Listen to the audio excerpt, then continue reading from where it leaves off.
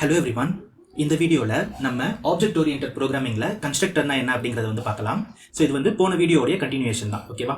So போன வீடியோவில் வந்து நம்ம ஜாவா ஸ்கிரிப்டில் ஆப்ஜெக்ட் ஓரியன்டட் ப்ரோக்ராமிங் வந்து எப்படி யூஸ் பண்ணுறது அப்படிங்கிறத பார்த்தோம். அண்ட் அதே மாதிரியே C#லேயும் வந்து ப்ரோக்ராம் எழுதி பார்த்தோம். அதாவது C# அப்படிங்கிறது ஃபுல்லி ஆப்ஜெக்ட் ஓரியன்டட். ஸோ அதுக்கும் ஜாவா ஸ்கிரிப்டுக்கும் வந்து என்ன டிஃப்ரென்ஸ் அப்படிங்கிறத வந்து பார்த்தோம். அண்ட் அதே மாதிரி இந்த ஆப்ஜெக்ட் ஓரியன்டட் ப்ரோக்ராமிங் வந்து எதுக்கு எடுத்துகிட்டு வந்தாங்க அப்படிங்கிறத பற்றி ரொம்ப பேசிக்காக வந்து பார்த்தோம்.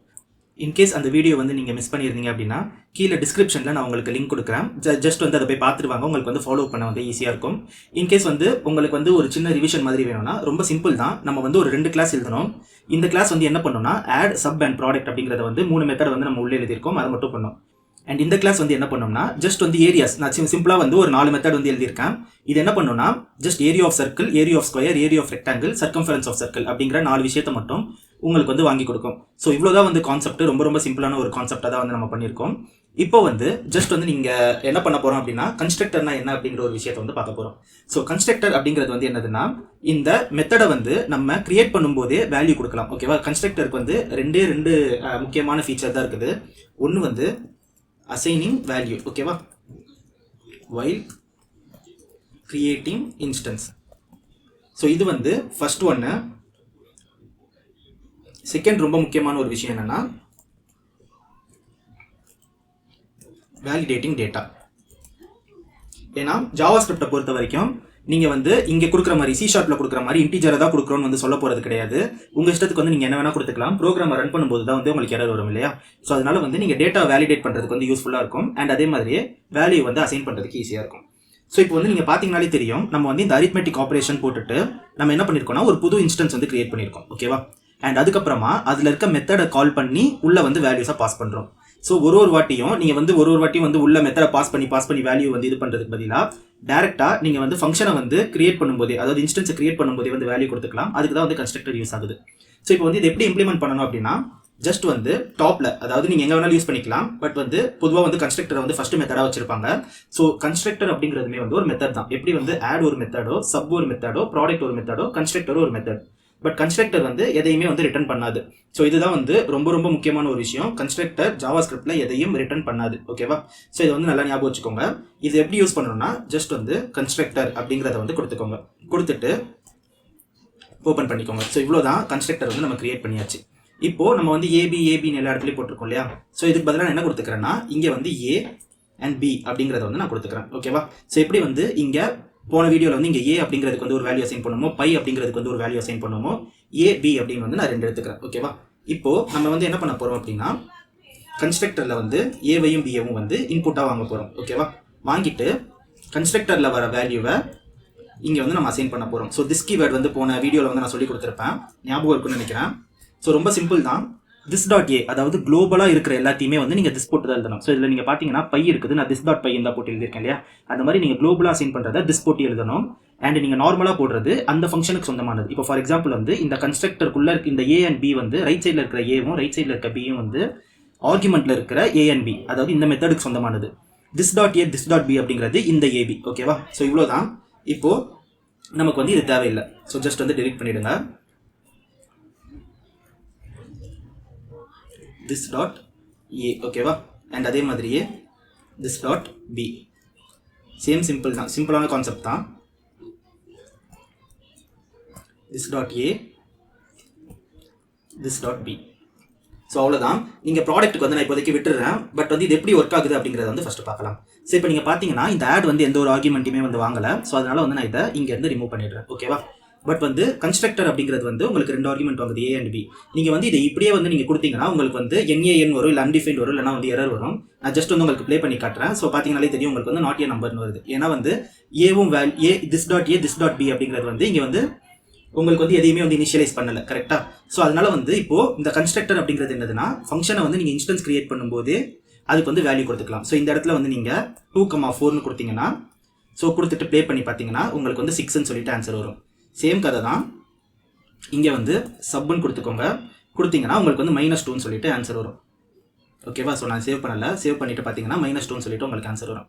பட் இதே விஷயத்தை வந்து நீங்கள் ப்ராடக்ட்டுக்கு பண்ணிங்கன்னா உங்களால் வந்து பண்ண முடியாது, உங்களுக்கு வந்து எரர் வரும், ஓகேவா? ஸோ ஜஸ்ட் வந்து நான் ப்ராடக்ட் வந்து கொடுத்துக்கிறேன். சேவ் பண்ணிவிட்டு ஜஸ்ட் வந்து ப்ராடக்ட் கொடுத்தனா உங்களுக்கு வந்து நாட் ஏ நம்பர்னு வருது. ஏன்னா வந்து இது வந்து என்ன பண்ணுது, ஆர்குமெண்ட்டை வாங்கிட்டு A into B அப்படின்றத வந்து கொடுக்குது. ஸோ இதுக்கு வந்து நீங்கள் என்ன பண்ணணும்னா இந்த இடத்துல வந்து ஆர்குமெண்ட் கொடுத்தாகணும். ஓகேவா? ஸோ நீங்கள் ஆர்குமெண்ட் வாங்கினீங்கன்னா அதை வந்து ஆர்குமெண்ட்டோட கால் பண்ணணும். இல்லை நான் வந்து குளோபல் வேரியபிளில் வந்து நான் யூஸ் பண்ணிக்கிறேன் அப்படின்னா நீங்கள் வந்து ஆர்குமெண்ட் வாங்காமல் this dot a this dot b கொடுத்து நீங்கள் வந்து அவுட்புட் எடுத்துக்கலாம். ஸோ இப்போ வந்து நான் இதை கொடுத்தேன்னா எனக்கு வந்து 8ன்னு சொல்லிட்டு அவுட்புட் வருது. ஸோ இவ்வளோ தான் வந்து கன்ஸ்ட்ரக்டர். ரொம்பவே வந்து சிம்பிளான ஒரு கான்செப்ட் தான்.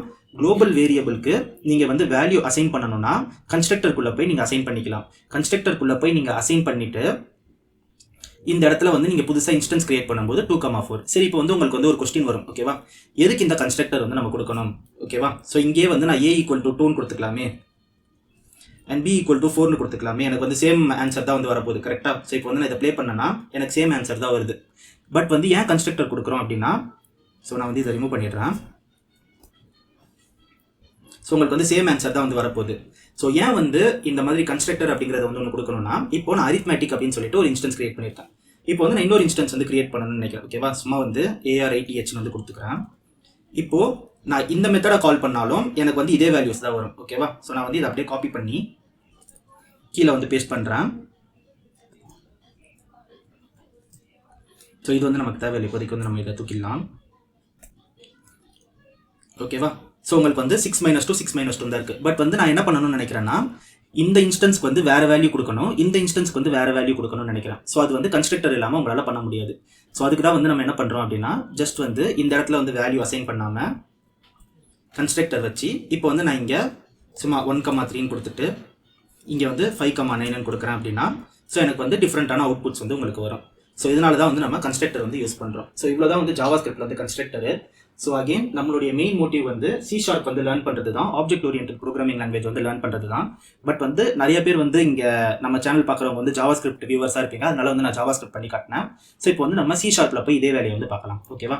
ஸோ இங்கே வந்து நம்ம கன்ஸ்ட்ரக்டர் அப்படிங்கிற ஒரு விஷயத்தை வந்து உருவாக்கணும் இல்லையா? பட் இங்கே வந்து அந்த மாதிரிலாம் வந்து நம்மளால் பண்ண முடியாது. ஏன்னா கன்ஸ்ட்ரக்டர் அப்படிங்கிற ஒரு கீவேர்டே வந்து இங்கே அதாவது வந்து C# வந்து கிடையாது. ஸோ நான் எப்பயும் சொன்ன மாதிரி ஃபர்ஸ்ட் என்ன பண்ணிக்கிறேன் அப்படின்னா, int aன்னு சொல்லிட்டு ஒரு வேல்யூ வந்து அசைன் பண்ணிக்கிறேன். int bன்னு சொல்லிட்டு ஒரு வேல்யூ வந்து நான் அசைன் பண்ணிக்கிறேன். ஓகேவா? பட் இதில் வந்து ஒரு சின்ன பிரச்சனை இருக்குது.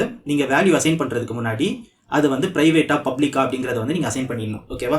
ஸோ இதில் வந்து நான் என்ன பண்ணுறேன் அப்படின்னா, நான் இந்த ப்ரைவேட்னா என்ன, பப்ளிக்னா என்ன, ஆக்சஸ் மாடிஃபயர்னா என்ன அப்படிங்கிறத வந்து நான் ஃபியூச்சர் வீடியோஸ் வந்து சொல்லித்தரேன்.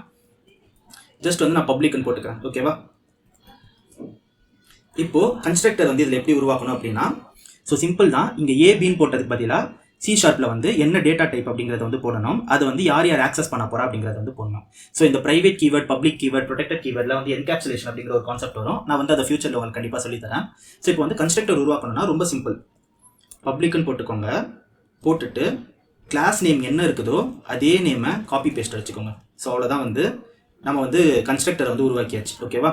ஸோ இது வந்து என்ன பண்ணுதுன்னா 2 ஆர்குமெண்ட் வந்து வாங்குது. ஓகேவா? ஸோ இந்த இடத்துல வந்து சேம் கான்செப்ட் தாங்க. this dot b equal to b. ஓகேவா? ஸோ C# பொறுத்த வரைக்கும் உங்களுக்கு ஆட்டோமேட்டிக்காகவே வந்து கன்ஸ்ட்ரக்டர் வந்து கிரியேட் ஆகிடும். அண்ட் C# இருக்கிற ஒரு அட்வான்டேஜ் என்னன்னா, நீங்கள் எத்தனை கன்ஸ்ட்ரக்டர் வேணாலும் ஆட் பண்ணிக்கலாம். ஓகேவா? இப்போ நீங்கள் பார்த்தீங்கனாலே தெரியும், மேலே வந்து எரர் அடிக்குது. ஏன் எரர் அடிக்குதுன்னா, நீங்கள் கண்டிப்பாக A and B உடைய வேல்யூவை கொடுத்துதாகணும். C# அதாவது ஜாவாஸ்கிரிப்ட்ல வந்து இந்த மாதிரி எரர் அடிக்காது. நீங்கள் ப்ரோக்ராம் போட்டதுக்கப்புறமா உங்களுக்கு NaNன்னு சொல்லிட்டு உங்களுக்கு வரும். பட் இந்த இடத்துல வந்து உங்களுக்கு டேரெக்டாகவே வந்து எரர் வந்துடும். ஓகேவா? ஸோ அகெயின் இந்த இடத்துல வந்து நான் 2,3 அப்படிங்கிறத வந்து நான் கொடுத்துக்கிறேன். ஸோ சாரி, சின்ன சின்டெக்ஸ் எரர் ஆகிடுச்சு. 2,3 அப்படிங்கிறத வந்து நான் கொடுத்துக்கிறேன். கொடுத்துட்டு சேம் கான்செப்ட் தான். இந்த இடத்துல வந்து நான் ஆர்குமெண்ட் எதையுமே வந்து வாங்கலை. ஸோ திருப்பி வந்து உங்களுக்கு எரர் வரும் மேலே. ஓகேவா? So this dot a this dot b. So again நீங்கள் ஆர்குமெண்ட் வாங்கக்கூடாத இடத்துல பாஸ் பண்ணிங்கன்னா உங்களுக்கு வந்து எரர் வரும். ஓகேவா? ஸோ உங்களுக்கு வந்து நேம் கேன் பி சிம்பிளிஃபைட்னு வருது. நீங்கள் வந்து இதை யூஸ் பண்ணணும்னா பண்ணிக்கலாம். பட் வந்து பண்ணாமல் இருக்கிறனாலும் உங்களுடைய இஷ்டம் தான். ஓகேவா? அண்ட் அதே மாதிரியே சேம் கதை தான்.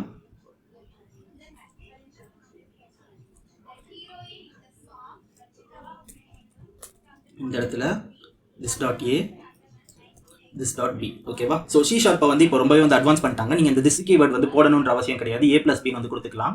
பட் வந்து உங்களுக்கு புரியணுங்கிறதுக்காக நான் வந்து இந்த மாதிரி வந்து போட்டுக்கிறேன். ஓகேவா? ஸோ அகெயின் அதே மாதிரி தான். நீங்கள் அரித்மெட்டிக்னு கொடுத்துட்டு புதுசாக அந்த கன்ஸ்ட்ரக்டர் அதாவது இன்ஸ்டன்ஸ் கிரியேட் பண்ணும்போதே வேல்யூ கொடுத்துட்டு ஜஸ்ட் வந்து நீங்கள் அதை யூஸ் பண்ணிக்கலாம். இப்போ வந்து நான் இதை வந்து ப்ளே பண்ணி காட்டுறேன் பாருங்கள். உங்களுக்கு .NET ரன்னு வந்து கொடுத்தீங்கன்னா உங்களுக்கு வந்து பில்ட் ஆகி ரன் ஆகும் 5ன்னு சொல்லிட்டு உங்களுக்கு ஆன்சர் வரும். ஸோ இவ்வளோதான் வந்து விஷயம். ரொம்பவே வந்து ஈஸியான ஒரு கான்செப்ட் தான். ஸோ அதே மாதிரியே இதில் வந்து கன்ஸ்ட்ரக்டர் செயினிங் அப்படின்னு சொல்லிட்டு ஒரு கான்செப்ட் இருக்குது. பட் வந்து நம்ம அதெல்லாம் வந்து அடுத்தடுத்த வீடியோஸில் வந்து பார்க்கலாம். ஏன்னா வந்து நம்ம ரியல் லைஃப்பில் வந்து இந்த கன்ஸ்ட்ரக்டர் செயினிங்லாம் வந்து ரொம்ப பெருசாலாம் யூஸ் பண்ண மாட்டோம். ரொம்பவே கம்மியான இடத்துல தான் வந்து யூஸ் பண்ணுவோம். பட் வந்து இப்போதைக்கு தெரிஞ்சுக்கோங்க, நீங்கள் பப்ளிக் கிளாஸ் அரித்மெட்டிக், அதாவது கிளாஸ் நேம் என்ன இருக்கோ அதே நேம்லேயே வந்து நீங்கள் வந்து ஒரு மெத்தடை உருவாக்குனீங்கன்னா அந்த மெத்தடுக்கு பேர் தான் வந்து கன்ஸ்ட்ரக்டர். C# பொறுத்த வரைக்கும் ஜாவா ஸ்கிரிப்டில் கன்ஸ்ட்ரக்டர் அப்படிங்கிற ஒரு கீவேர்டை வந்து யூஸ் பண்ணணும். இதில் ரொம்ப ரொம்ப முக்கியமான ஒரு விஷயம் என்னன்னு நீங்கள் தெரிஞ்சுக்கணும் அப்படின்னா, ஒருவேளை நீங்கள் கன்ஸ்ட்ரக்டரை உருவாக்க மறந்துட்டீங்க, அவர் மிஸ் பண்ணிட்டீங்க அப்படின்னா, நீங்கள் கன்ஸ்ட்ரக்டர் வந்து உருவாக்குறதுக்கோ அல்லது வந்து நீங்கள் இனிஷியேட் பண்ணுறதுக்கோ வந்து மிஸ் பண்ணிட்டீங்கன்னா டிஃபால்ட்டாக ஆட்டோமேட்டிக்காக ஒரு கன்ஸ்ட்ரக்டர் வந்து ஆட்டோமேட்டிக்காகவே வந்து கிரியேட் ஆகிடும். ஓகேவா? எப்படி கிரியேட் ஆகும்னா, பப்ளிக் அரித்மெட்டிக்னு போட்டுட்டு ஸோ இப்படி வந்து உங்களுக்கு ஆட்டோமேட்டிக்காக ஒரு கன்ஸ்ட்ரக்டர் வந்து கிரியேட் ஆகிடும். சேம் கதை தான் இங்கேயும். கன்ஸ்ட்ரக்டர்னு போட்டுட்டு ஆட்டோமேட்டிக்காக வந்து உங்களுக்கு ஒரு எம்டி கன்ஸ்ட்ரக்டர் வந்து கிரியேட் ஆகிடும். நீங்கள் கிரியேட் பண்ணாலும் பண்ணலனாலும் ஆட்டோமேட்டிக்காக வந்து கிரியேட் ஆகிடும். ஸோ உங்களுக்கு வந்து தேவைப்பட்டதுன்னா நீங்கள் கிரியேட் பண்ணி குளோபல் வேரியபிள்ஸ் எல்லாத்தையுமே வந்து அதில் அசைன் பண்ணிக்கலாம். இல்லை வந்து நான் டைனாமிக்காக மெத்தட்குள்ளே வாங்கினாலும் நீங்கள் வாங்கிக்கலாம். ஸோ உங்களுக்கு வந்து இப்போ புரிய ஆரம்பிச்சிருக்குன்னு நினைக்கிறேன். நார்மலாக வந்து நம்ம ஃபஸ்ட்டு போன ப்ரோக்ராமில் போடும்போது ஸோ இது இருக்குது இல்லையா, இது வந்து ஜாவா ஸ்கிரிப்ட் ஆப்ஜெக்ட். ஓகேவா? நம்ம என்ன பண்ணோம்னா தனித்தனியாக மெத்தட் எழுதி தனித்தனியாக வந்து ஆப்ஜெக்ட் எழுதி அதை வந்து ஒரு ஆப்ஜெக்ட்குள்ளே வந்து நம்ம பிளேஸ் பண்ணோம். ஸோ இப்படி பிளேஸ் பண்ணுறதும் ஆப்ஜெக்ட் ஓரியன்ட் ப்ரோக்ராமிங் தான். ஆனால் இந்த மாதிரி வந்து நம்ம கிளாஸஸ் யூஸ் பண்ணும்போது நம்மளால எக்ஸ்ட்ரா சில விஷயங்களை வந்து பண்ண முடியும். ஓகேவா? ஸோ இதுதான் வந்து ஆப்ஜெக்ட் ஓரியன்ட் ப்ரோக்ராமிங். நம்ம வந்து அடுத்தடுத்த வீடியோஸில் வந்து என்கேப்சுலேஷன், இன்ஹெரிட்டன்ஸ் எல்லாமே வந்து பார்க்கும்போது உங்களுக்கு வந்து இன்னும் நல்லாவே புரியும். ஸோ இந்த வீடியோ வந்து உங்களுக்கு புரிஞ்சிருக்குன்னு நினைக்கிறேன். இந்த வீடியோ உங்களுக்கு பிடிச்சிருந்ததுன்னா இந்த வீடியோ வந்து லைக் பண்ணிவிட்டு நம்மளுடைய சேனலை வந்து சப்ஸ்கிரைப் பண்ணிடுங்க. Thank you so much guys and have a nice day.